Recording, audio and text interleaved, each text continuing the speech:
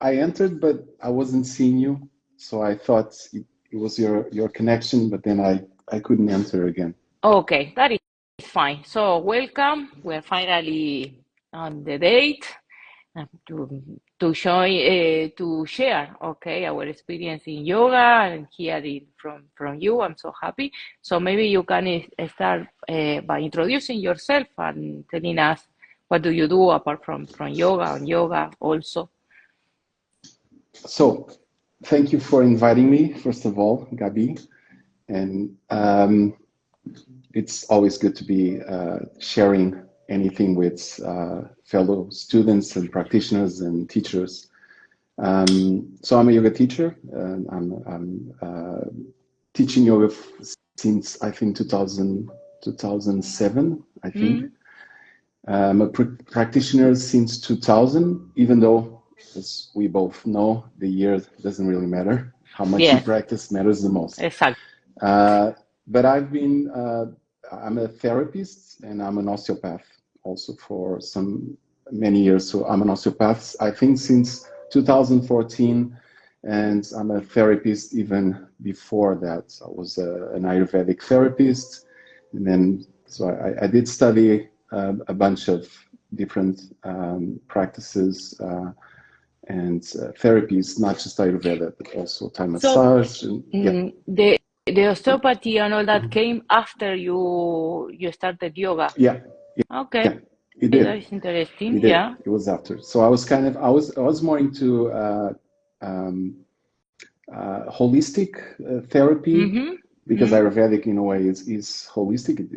It's also a science in a way. But so I studied in India in some clinics. I studied also in Thailand, and I did study in different countries. Of course, I studied here in Portugal as well.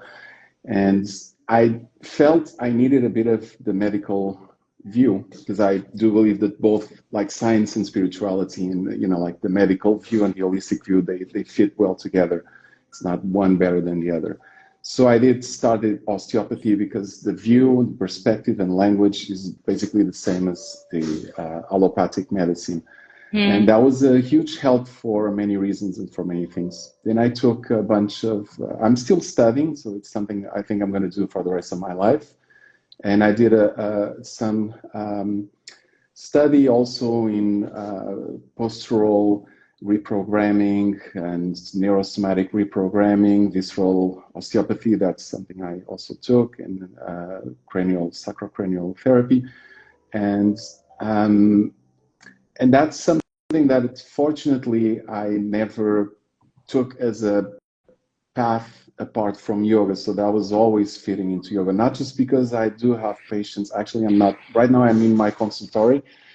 I do have a lot of yoga teachers and students in my consultory, some for good reasons, others not for that many good reasons, which makes sense because it's easier for me to understand if something comes from their practice and they need to explain it. It's easier for me to say if they did something doing Janushirshasana or they can't do something it doesn't allow them to do because like any problem on the hip or knee or whatever. So I do end up having a lot of teachers and people, practitioners, yoga practitioners. Yeah. But also it end up for me, this was a big help to take that knowledge, that dimension of the osteopathy, the clinical view to yoga, which we have already, especially in Iyengar yoga.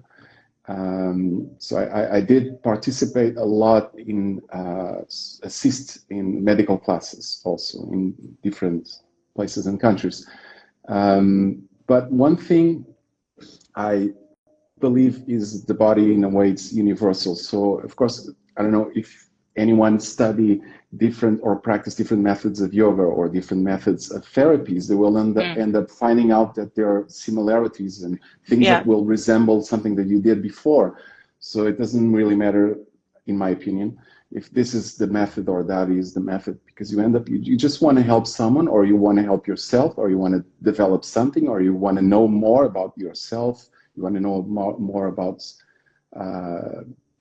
you can get into more deeper aspects or search, but you might want to, through, in a way, even through the body, which is maybe the densest layer, if we think about a yogic perspective, it kind of, in my belief, it kind of has everything. All the information is here, in a way. It's a first access. It's a very easy access. It doesn't lie. Body never lies, for example. Yeah. And that's the opposite of the mind, by the way. Mind lies all the time. The body doesn't really lie. So I think it's a good, you can really trust that if you take it in a good direction, and we can also take it in the bad direction, like anything else. But that's it. That's why I went after yoga. You asked me if it was after yoga. Yes, I was already a yoga teacher when I went to osteopathy, but that kind of upgraded my practice. Yes, definitely. And you went into osteopathy because you wanted to understand better the practice of asanas and the different bodies and how to help different people. That was out of curiosity and enriching yourself, so you can actually integrate more of that knowledge into your practice and then share with others. Exactly. So I wasn't an Iyengar practitioner or teacher all the time. When I started, I was not in Iyengar. And maybe I would like to share, because it has to do with your question. I was an Ashtangi before. Oh, me too. And yeah. Really? That's nice. Well, there are people turning, I know Ashtangis that went to Iyengar, vice versa, Iyengaris that went to Ashtanga also. I don't defend any method, by the way. It's just, I think, maybe each person needs something different. And it might be in a different stage of life. Maybe I needed Ashtanga Vinyasa before. Now I need something else. But one of the reasons that got me into Iyengar was that I was already a therapist. And because of that, I felt that the Iyengar yoga has, all methods has, like more positive things, or they might have developed more one specific area. And the medical classes and the therapeutic aspects of the practice are very well developed, as you know. Yes. So that kind of got me into it. So that I got very attracted with that. That's why I kind of flipped. It wasn't sudden. I started to have some classes and try, and I did it for many years. But it was something that really attracted me, and that's why I switched to Iyengar. And there was a time that I was doing kind of a little bit of both. But then I completely too. changed. Yeah, me too. Yeah, and I still like it. Once in a while, I like to do some vinyasa. I like to do I like to do a little bit of the sequence, or some of the sequence, and I do feel it's great. All methods are great, but I just felt, because of what I was doing and what I was studying, it made more sense to go to this different method. Yeah. I totally agree with you. It's one of the reasons why I also at the end found myself moving more into Iyengar is because the way that the method is developed, and as you were sharing, I was thinking that yes, when BKS Iyengar started with the variation of asanas and all that, was with the aim of helping people to recover their health. So the first variations of the asanas were for actually people that couldn't move or couldn't play anymore or do any other things. So that is how he came up with the props and the variations. So it makes sense all that you are sharing. And one of the reasons why I also got inclined into Iyengar, because I'm coming from the re-engineering aspect, even systems, I found with Iyengar a way to re-engineer the body of the people and helping the yoga come closer to people than instead of yoga adapting to or people adapting to yoga. That is the other way. So it makes sense. And actually, so you told me that you also were in Pune and were assisting on some of the medical classes. How was that experience? It's amazing. I've been there, not as an assistant, of course, just as a witness, and it's amazing, the experience. Yes. I was more watching and helping once in a while. It was a bit more confused because there was a lot of people. I told you I also did in North with the Shanshanis. I think I told you yesterday. That was very interesting when I was with the Shanshanis in Rajpur, north of India. We had one patient, she was paraplegic, so we had to carry her around in our arms from one place to the other. And basically, one thing that I found very interesting is that we were doing the actions on the legs. She wouldn't feel it, she wouldn't move it. So we would, like lift, spread the toes and put the inner foot a little bit more forward, whatever, depending on what we were doing. So we were creating the actions for her, and she couldn't feel it. But I do believe that in a way the body has it has a memory. It does register. That's not just being done in vain. It's actually helping her in so many ways. And that was a very special experience for me. Sorry, I jumped from Pune to the Shanshanis because I had that patient directly and I was working with her. I felt it was incredible. It was a really, really nice experience.